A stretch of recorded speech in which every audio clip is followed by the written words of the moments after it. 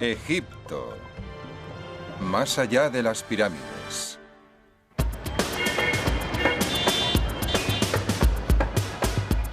El Cairo es una de las mayores ciudades del mundo.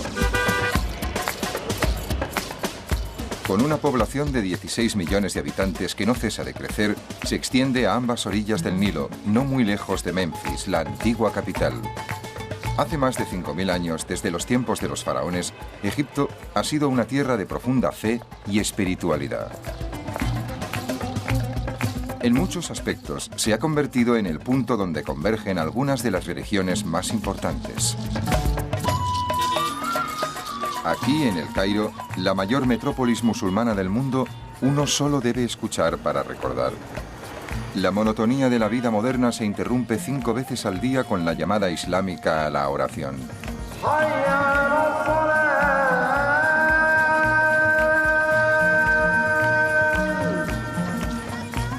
En el Cairo conviven cientos de mezquitas de todas las épocas y dimensiones. La gran mezquita del sultán Hassan se construyó en el siglo XIV. Es un despliegue impresionante de inspiración espiritual.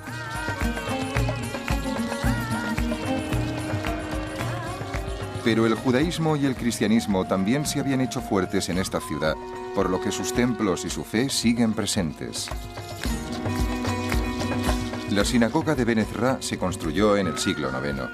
La leyenda dice que antes de que el Nilo cambiara de curso, la hija del faraón encontró a Moisés en este lugar.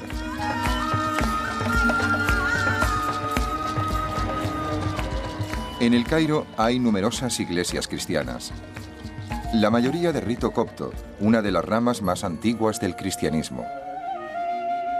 He visitado la iglesia colgante del siglo IV, donde es posible sentir los inquebrantables vínculos espirituales con el pasado de Egipto.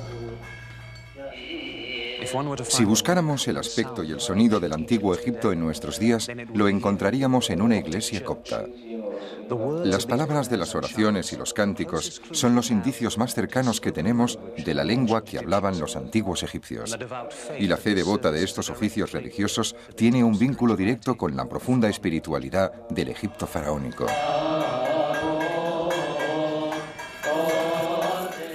Los cánticos, el incienso, los jeroglíficos que aún se utilizaban en la lengua copta se remontan a una religión todavía más antigua, que se inició aquí hace más de 50 siglos.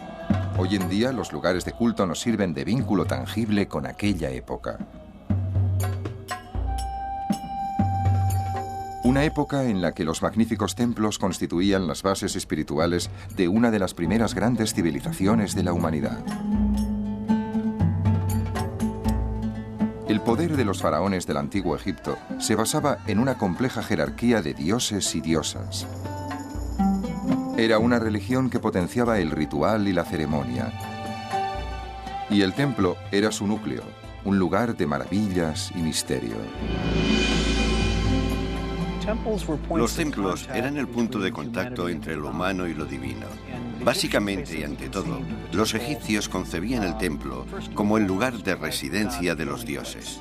Por eso, el principal objetivo del ritual del templo se basaba en el cuidado y la alimentación del dios. La segunda función del templo era mostrar físicamente el concepto egipcio de la creación.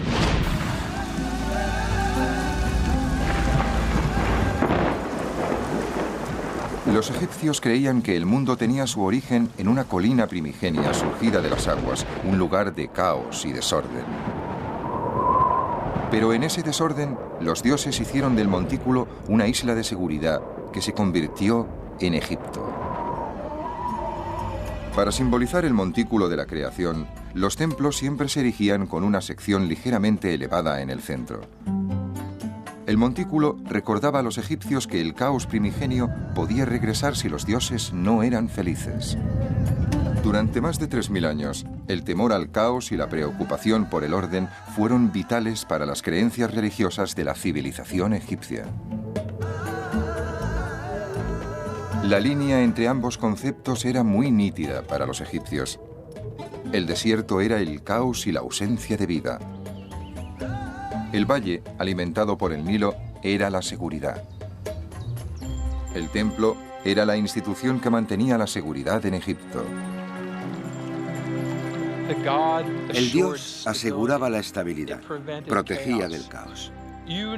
Creían que en el centro del templo el dios velaba por ellos y que el faraón, en su nombre, haría las adecuadas ofrendas a ese dios para que el mundo siguiera su curso.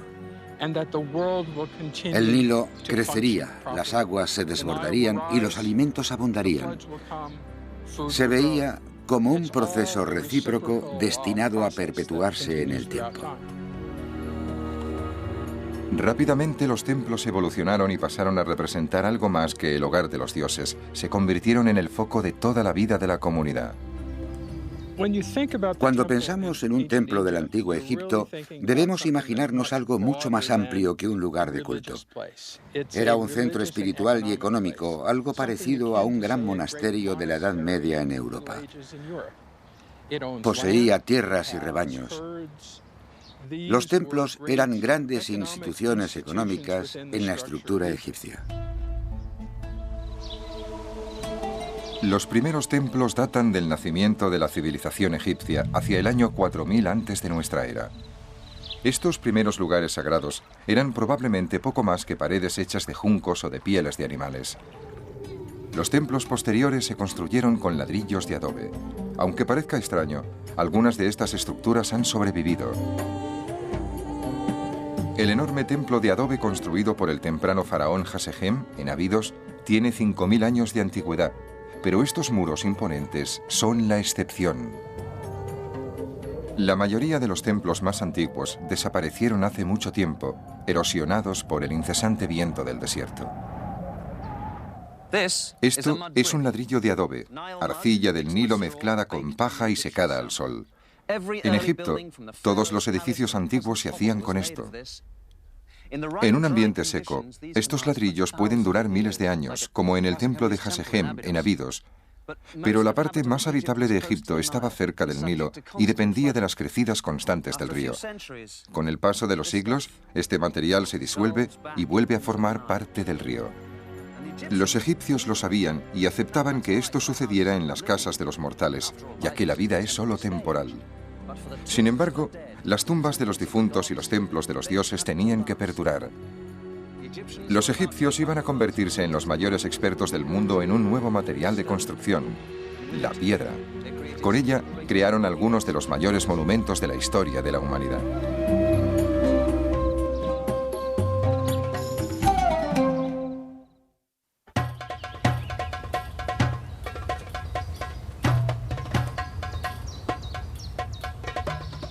Hemos visto los inicios de la construcción de templos en Egipto y ahora veremos su brillante culminación.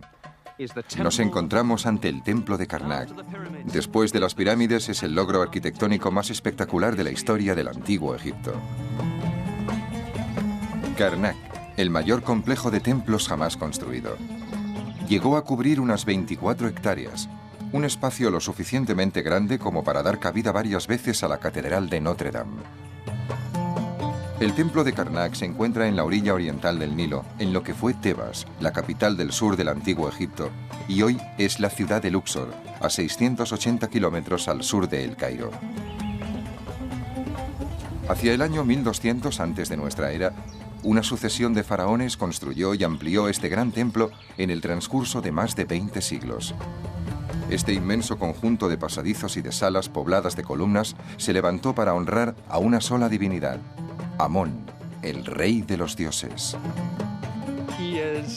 Es el gran dios, el dios más importante de Egipto. A causa de su posición como rey de los dioses, recibe el favor del faraón y todas las grandes salas y pilonos que vemos aquí se construyeron para él.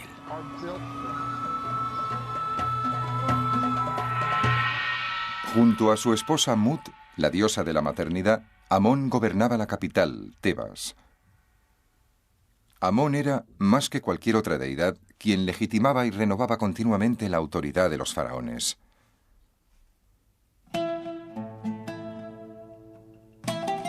En los lugares más oscuros y silenciosos de Karnak se encontraba el dios Amón en forma de estatua. Por extraño que parezca, esa estatua no era un gran coloso, sino una pequeña imagen que se podía trasladar con facilidad durante las celebraciones. Las largas paredes de Karnak se construyeron con bloques enormes de piedra arenisca y los constructores tuvieron que afrontar enormes retos. Hay que recordar que no había grúas ni tan solo poleas que ayudaran a levantar las enormes piedras. En su lugar, los antiguos egipcios confiaban en la tierra. Aquí vemos los restos de una rampa enorme por la que se arrastraban las piedras para colocarlas en este gran pilono o puerta monumental. Al terminar cada hilada de piedras, se elevaba la rampa. Cuando se terminaba la pared, la rampa se desmontaba poco a poco, dejando al descubierto las hiladas de piedra que se iban decorando con relieves y pinturas hasta su base. La gran sala hipóstila es el corazón de Karnak. El faraón Amenhotep III inició su construcción en el siglo XIV antes de nuestra era y constituye un bosque de 134 columnas que sostenían un tejado a 24 metros de altura. Unas ventanas dejaban pasar la luz que iluminaba la espectacular nave central. Pero las naves laterales, hoy tan soleadas, permanecían en la sombra. A lo ancho del templo se levantaron 15 obeliscos dedicados a Ra, dios del sol. Los egipcios necesitaron poner en práctica toda la técnica de ingeniería que conocían para esculpir los enormes obeliscos, arrastrarlos por las rampas y colocarlos cuidadosamente en su sitio. La parte superior de los obeliscos estaba cubierta con oro para captar el primer destello de luz del alba y el último del crepúsculo. Esos destellos honraban la importancia vital que tenía el sol para preservar la vida. Esta gran acumulación de mampostería monumental no la erigieron esclavos, sino ciudadanos libres. Todos los egipcios debían estar disponibles una época del año para trabajar en los grandes proyectos de construcción del faraón. Era el equivalente al servicio militar. La mano de obra empleada en la construcción de estos templos estaba compuesta por gente corriente que prestaba un servicio. Les tocaba trabajar temporalmente en Karnak. Es probable que fuera una forma diferente a la nuestra de pagar impuestos. Además, trabajaban en la casa del dios. Era un gran servicio que rendían al rey y a Amón. Con su colaboración aseguraban la estabilidad de la vida en la eternidad. A pesar de que la clase trabajadora construyó este templo, probablemente durante las celebraciones, solo se les permitía acceder a los patios externos. Únicamente los sacerdotes de élite podían entrar en las salas interiores, donde el espíritu de los dioses estaba más presente. Cada faraón, por su parte, debía proclamar su devoción por Amón, y cuando lo hacía, proclamaba su propia grandeza. Las paredes y columnas del templo servían de vallas publicitarias, donde se podía mostrar al mundo la adoración del rey por el dios. El Dr. William Murnane, de la Universidad de Memphis, lleva más de 30 años estudiando las inscripciones del templo de Karnak. Mi interés por este edificio se basa en la curiosidad. Está tan bien conservado que sería estúpido no conocer con exactitud por qué se construyó. Me interesa saber qué nos puede contar sobre la mentalidad religiosa de los antiguos egipcios. La única forma segura de empezar a comprender la importancia de un edificio como este es saber qué esculpieron en sus paredes. Es difícil hacer una fotografía ilustrativa de las inscripciones. A lo largo de los siglos y con el paso de los distintos faraones, se esculpieron nuevos relieves encima de los antiguos. Murnane lo examina todo con cuidado para que cada una de las capas se pueda estudiar minuciosamente. A veces, estas imágenes no son lo que parecen.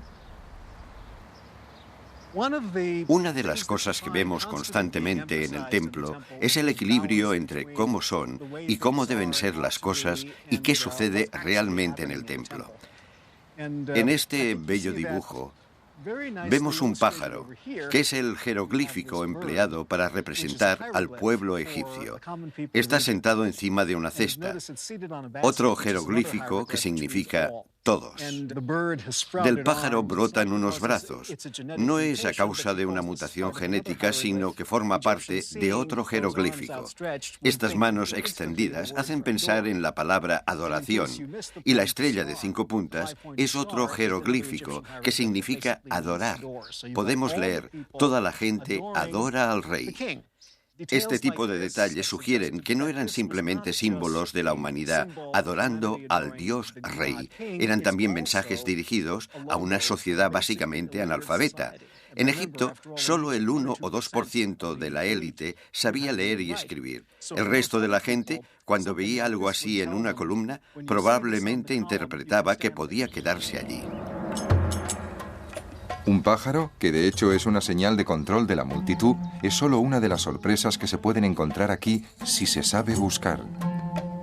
El visitante medio también se sorprendería al saber que toda esta mampostería gris estaba pintada con vivos colores.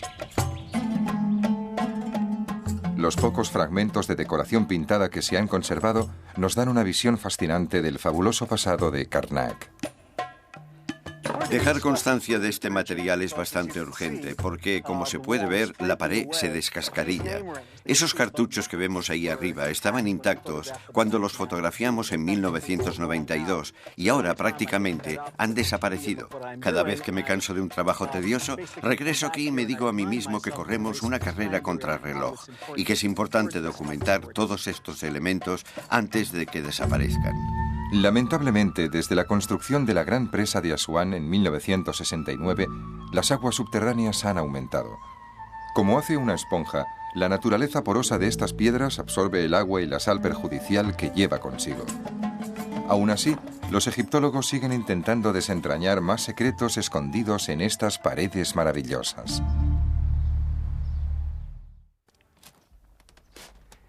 Estamos en el corazón del templo de Karnak, el lugar más sagrado de todos, donde se conservaba la estatua del gran dios Amón. Ahora el tejado ha desaparecido, pero hace 3.500 años este lugar estaba en una oscuridad y un silencio sepulcrales, y tan solo tenían acceso a él los sacerdotes más privilegiados. Todas las mañanas, uno de ellos abría las puertas de la capilla, cuya estatua se encontraba justo aquí. Entonces limpiaba la estatua, le daba un baño matutino y la untaba con aceites valiosos. Luego la vestía con las ropas más exquisitas y dejaba algunas ofrendas, tal vez flores y aceites. En esta gran mesa se servía comida para que el dios pudiera alimentarse durante el día. Evidentemente, el dios solo tomaba la esencia de los alimentos. Transcurrido un tiempo razonable, los sacerdotes se los comían. Finalmente, se quemaba incienso y el dios podía acabar de disfrutar del día en paz.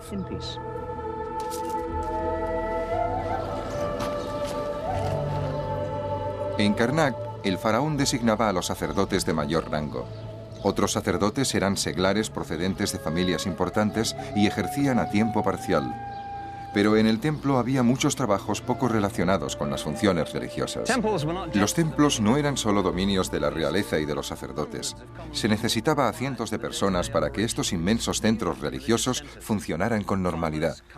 En el templo trabajaban campesinos, carpinteros, canteros, herreros, alfareros y muchos otros empleados que cubrían las necesidades físicas y espirituales del templo. En la actualidad, Charles Van Sicklen excava el emplazamiento de un antiguo taller que había estado al servicio del templo de Karnak. En un periodo de la historia del templo de Karnak, esto fue una fábrica. Aquí se esculpían las estatuas, se hacían las joyas y se trabajaba el cobre. En esta zona, concretamente, encontramos muchos materiales mezclados que nos informan de lo que se hacía aquí. En algunos lugares hay concentraciones de arena con salpicaduras de un metal que aún no hemos identificado, pero que tiene el aspecto de ser algo conocido con una palabra terrible que no nos gusta utilizar en egiptología. Se trata de la palabra oro. Los arqueólogos detestamos encontrar oro porque siempre es problemático y nunca aporta información. La antigua atracción por el oro ha destruido más de un yacimiento. Para los arqueólogos serios, su presencia solo distrae de la investigación de descubrimientos más importantes. Hay una serie de cuencos, unos encima de los otros, que alcanzan una altura de casi 1,5 metros. En ellos se ponía algún material y se dejaba allí para que sedimentara. El sedimento se filtraba y se repetía este proceso varias veces. Tal vez intentaban extraer oro. Quizás esta sea la mejor teoría de esta semana. Es un problema que aún no he resuelto, pero así es la arqueología. Todas las facetas de la vida cotidiana egipcia estaban relacionadas con la alfarería. En cualquier lugar había jarras, botellas, cuencos, tazones. Se podría pensar que se extraen y conservan todos los trozos de cerámica que se encuentran, pero más de 3.000 años de historia dan para muchos fragmentos. En gran parte de esta zona hay dispersos millones de fragmentos de cerámica. Habitualmente me refiero a este tipo de fragmentos con la palabra árabe zabala, que significa basura. Formaban parte de una pieza, por lo que no tienen ninguna característica que nos pueda aportar información. Por eso la tiramos. Con el paso de los siglos, el culto al gran dios Amón desapareció y la civilización egipcia dejó paso a otras culturas. Los romanos cerraron el templo de Karnak en el siglo IV.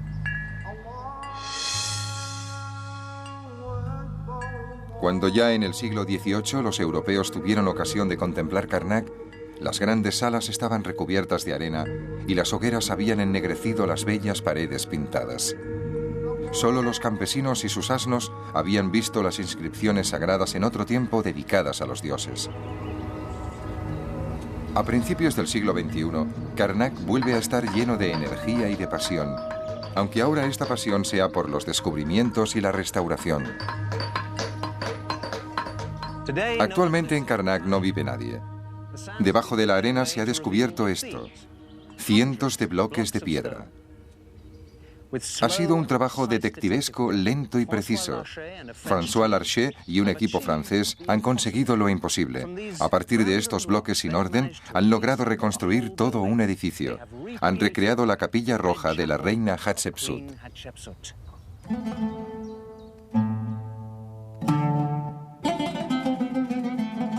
Hatshepsut fue una de las pocas mujeres que gobernaron Egipto. En 1487 antes de nuestra era, 4 años antes de finalizar su reinado, esta activa reina levantó un pequeño templo a las afueras de Karnak. Construido con cuarcita roja, se conocía como la Capilla Roja y solo se utilizó unos pocos años. Por motivos que no acabamos de comprender, el hijastro y sucesor de Hatshepsut, Tutmosis III, ordenó desmantelarla. Cuando los egiptólogos la encontraron, 3.000 años más tarde, los únicos restos visibles eran unos pocos bloques de piedra de grandes dimensiones que fascinaron a François Larcher.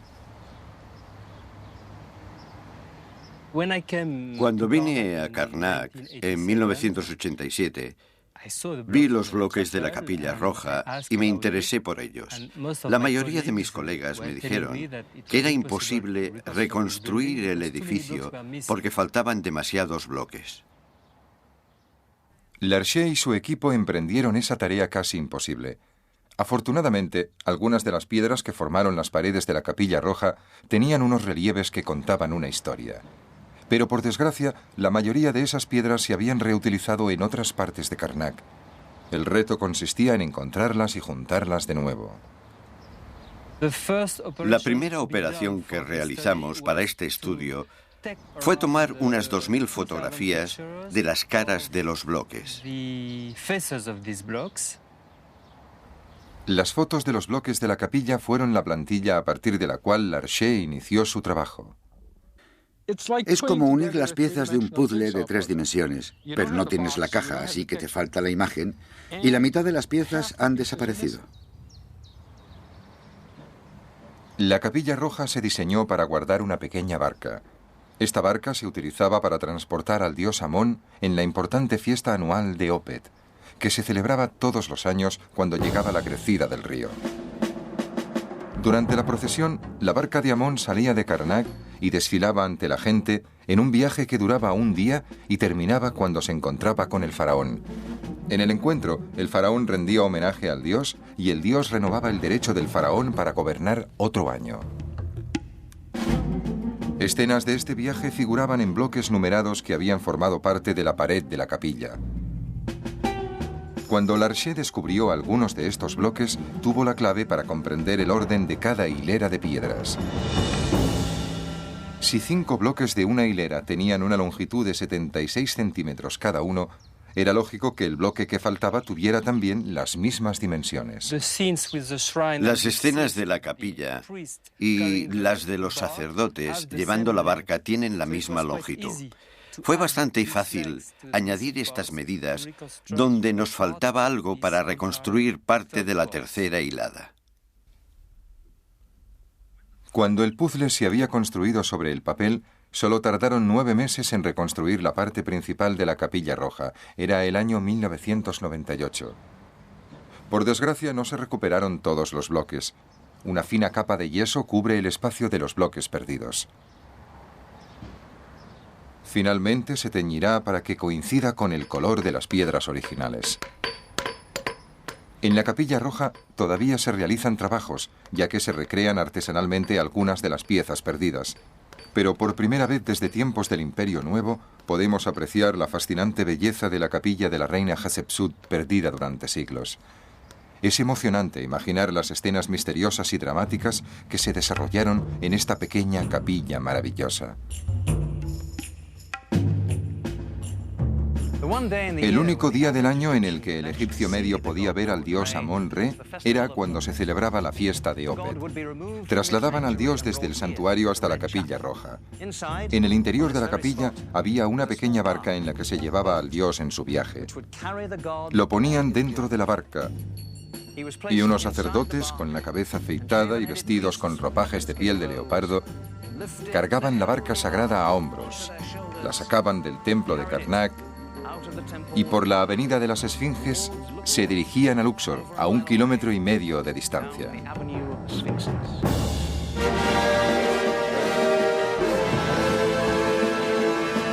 Las trompetas sonaban cuando se acercaba la procesión.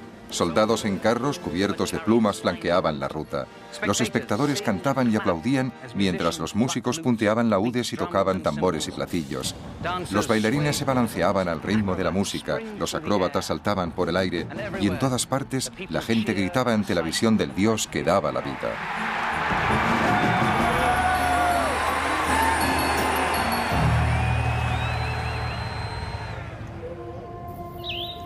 Los restos del templo de Karnak nos dan una visión maravillosa de cómo era este lugar hace 3.500 años. Pero el paso del tiempo, los efectos del viento y de los terremotos e incluso el vandalismo han pasado factura. Podemos también contemplar otros templos para hacernos una idea de la mística del diseño de los templos egipcios y de la delicada belleza de su decoración. Uno de estos templos se construyó cuando Karnak estaba en su apogeo.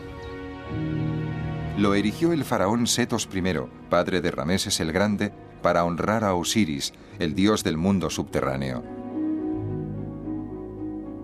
Quería ver este templo tan especial, así que me desplacé unas pocas horas Nilo abajo desde Karnak hasta la antigua ciudad de Abidos.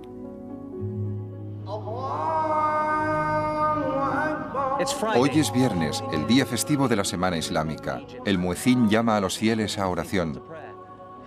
Del antiguo Egipto nos han quedado testimonios de su religión, tumbas, templos y monumentos, pero para la gente de aquella época, Egipto era religión viva, que involucraba directamente a toda la población y que perduró con muy pocos cambios durante 3.000 años. Hemos visto las glorias de Karnak, pero para valorar y entender realmente el poder y el impacto de los templos del Imperio Nuevo, hay que ir a Abidos y contemplar el extraordinario templo que construyó Setos I para el dios Osiris. Muy pocos turistas llegan hasta aquí y algunas partes de este templo no se han filmado nunca. Nuestro guía es Matthew Adams, de la Universidad de Pensilvania.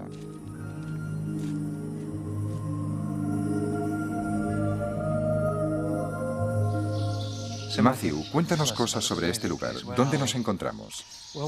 Estamos en la primera sala hipóstila del templo de Setos I en Abidos. Venimos del mundo de los vivos, iluminado por el sol del antiguo Egipto, para adentrarnos lentamente en ese mundo más tenuamente iluminado de lo divino. Setos I creó este templo. ¿Cuál fue su objetivo?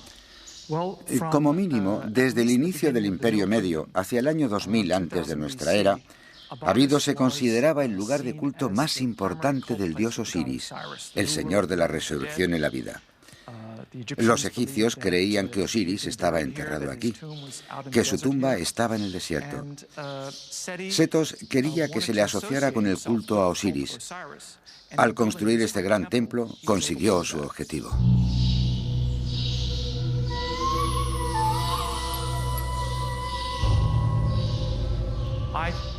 Creo que este es el relieve más delicado que se le realizó en Egipto. Es exquisito. Descríbenoslo. Aquí vemos al faraón Setos sosteniendo un incensario.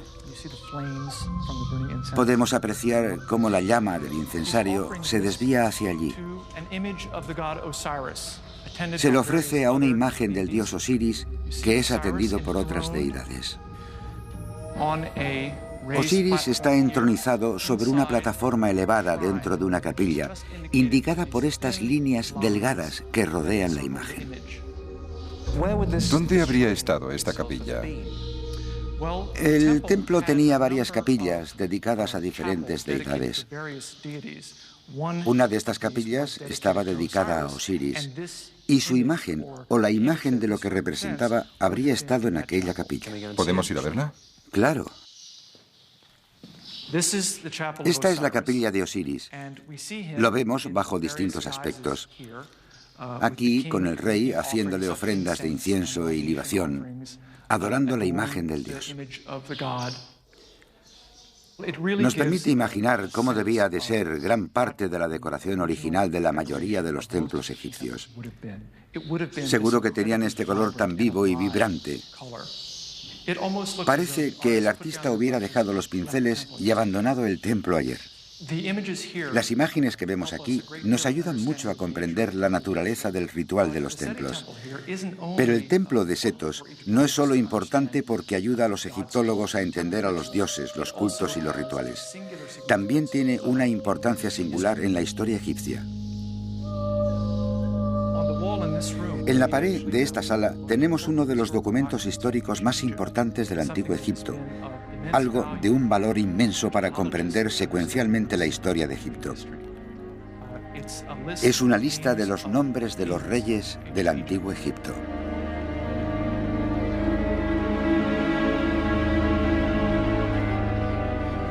Empieza por el principio, con el rey Menes.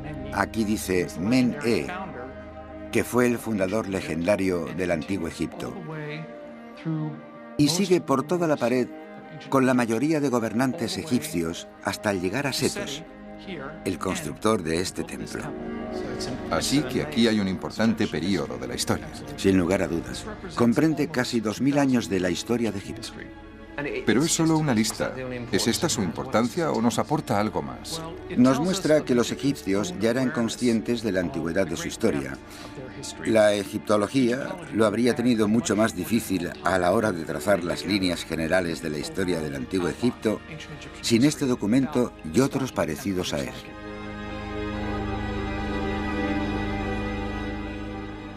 A pesar de que Setos I es el último nombre de esta lista, murió antes de que el templo estuviera terminado. Lo terminó su hijo, Rameses. Pero la historia lo conoce como el regalo de Setos a la posteridad, un bello monumento dedicado a la espiritualidad profunda y a la grandeza artística del Antiguo Egipto.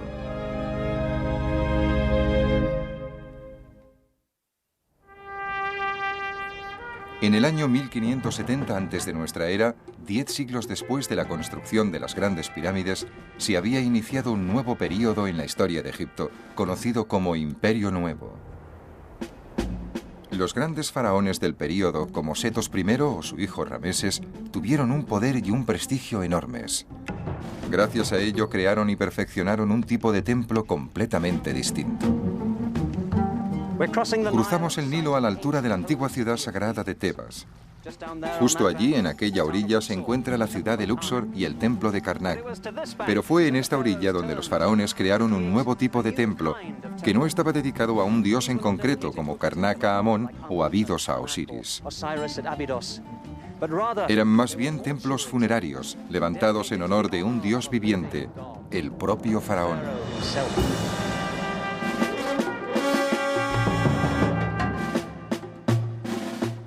Los faraones siempre necesitaron un lugar donde recibir ofrendas y plegarias después de la muerte. Un lugar donde se pudiera adorar su memoria diariamente.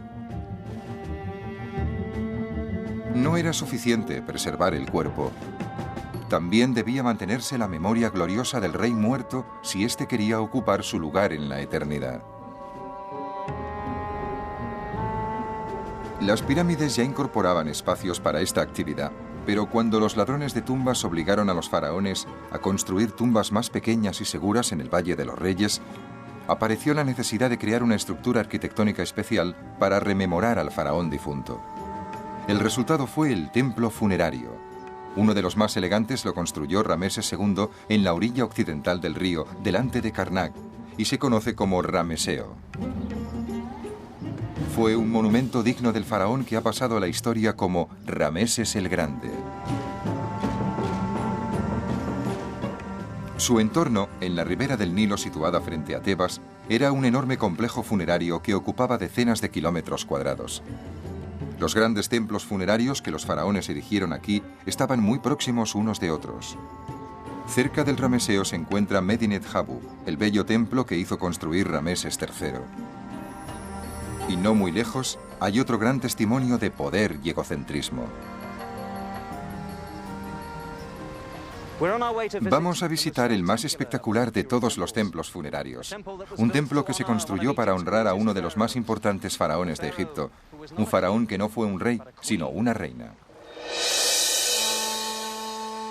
Era Hatshepsut, la misma reina que construyó la Capilla Roja en Karnak. Antes de ser reina, fue la esposa del faraón Tutmosis II, pero cuando éste murió, el título pasó a un niño, el hijastro de Hatshepsut, Tutmosis III. El niño era demasiado pequeño para gobernar, por eso Hatshepsut se convirtió en regente y gobernó Egipto hasta que el joven rey creció. Pero esta notable mujer tenía un alto concepto de sí misma y era muy ambiciosa. En el segundo año de reinado de su hijastro, Hatshepsut se proclamó rey.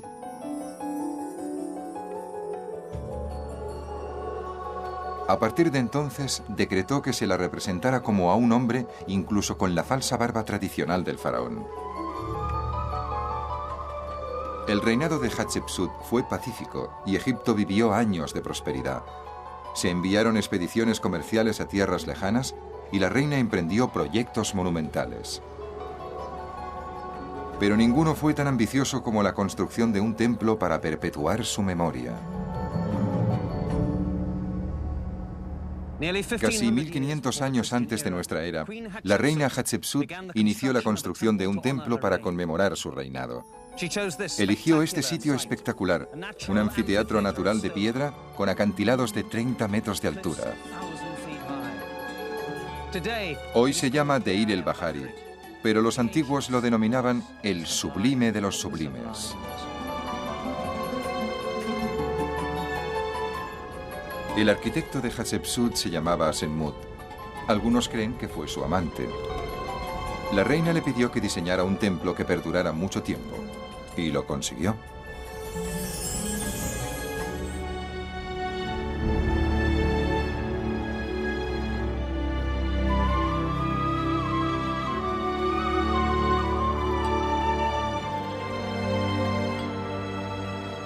Ningún otro constructor del antiguo Egipto tuvo tanto sentido teatral como Asenmut. 3 terrazas perfectamente escalonadas se elevan desde el nivel del valle y parece que se fusionen con los imponentes acantilados que rodean el templo. Unas rampas cuidadosamente proporcionadas conectaban las 3 terrazas. Había estatuas de la reina por todas partes. En las tonalidades suaves del alba o del crepúsculo del desierto, las piedras del templo resplandecían de forma mágica y proclamaban a la eternidad la santidad y grandeza de Hatshepsut. Pero la fama puede ser fugaz. El control de Hatshepsut sobre su maravilloso templo fue breve. Los trabajos de esta obra maestra de la arquitectura se iniciaron en el 7º año del reinado de Hatshepsut y duraron 15 años. Este templo se construyó en honor de la reina, por eso su imagen se encontraba en todas partes, Hatshepsut como faraón, Hatshepsut como dios Osiris.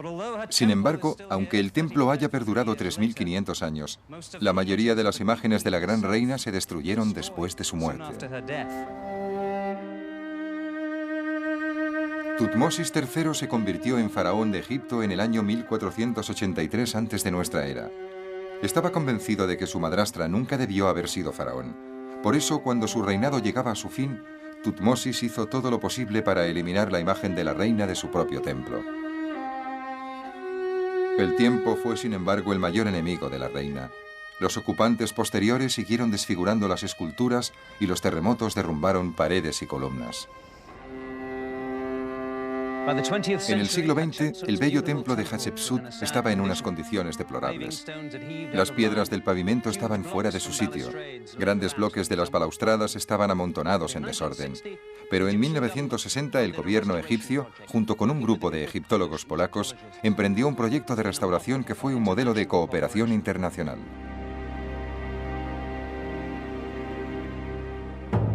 Las partes más críticas del templo, en concreto la tercera terraza, estaban revueltas como los bloques de un rompecabezas para niños. La primera tarea consistió en analizar estos bloques uno a uno y volverlos a poner en su lugar. Hemos tenido acceso a secciones del templo que han estado cerradas más de 30 años. Ha sido una oportunidad insólita de ver de cerca los trabajos de restauración.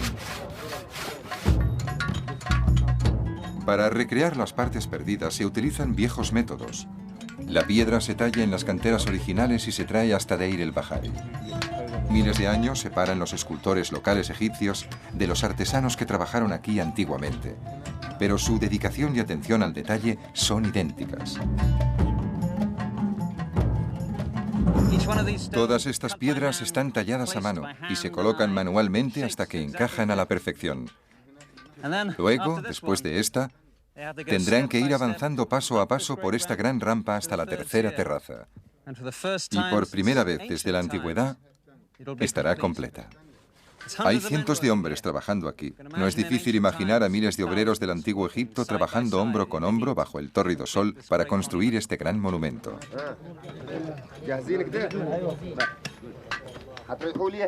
Las limitaciones del presupuesto no permiten disponer de maquinaria moderna y los trabajadores tienen que cargar grandes pesos a sus espaldas. Para trabajar con ritmo, cantan una canción en la que alaban al profeta Mahoma.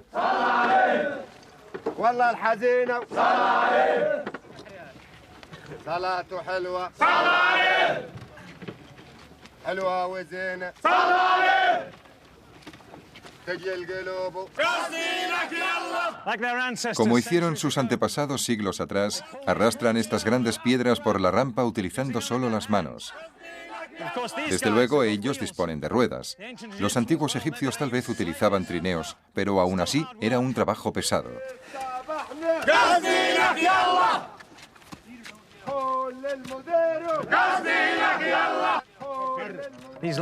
Estos bloques de piedra caliza son modernos, pero están tallados exactamente con las mismas exigencias que las piedras antiguas.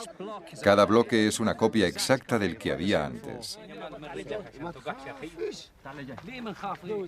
Como un trozo de puzzle gigante, una sección del templo original de Hatshepsut se coloca en su duplicado moderno.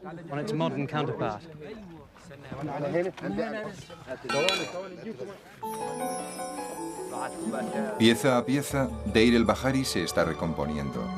Obtener fondos para la reconstrucción es difícil y las obras ya duran más de 30 años.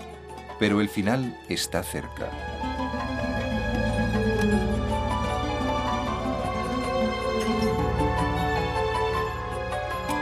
Pronto, la gran reina de Egipto podrá contemplar de nuevo su templo maravilloso.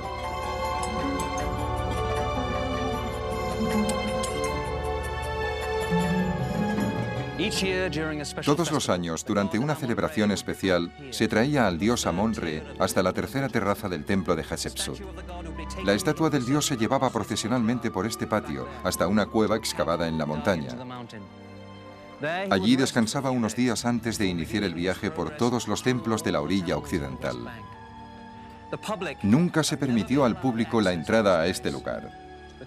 Pero pronto se terminarán los trabajos de restauración y los visitantes podrán pasear por la terraza sagrada y disfrutar de la vista del Nilo, que una vez contempló la misma reina Hatshepsut.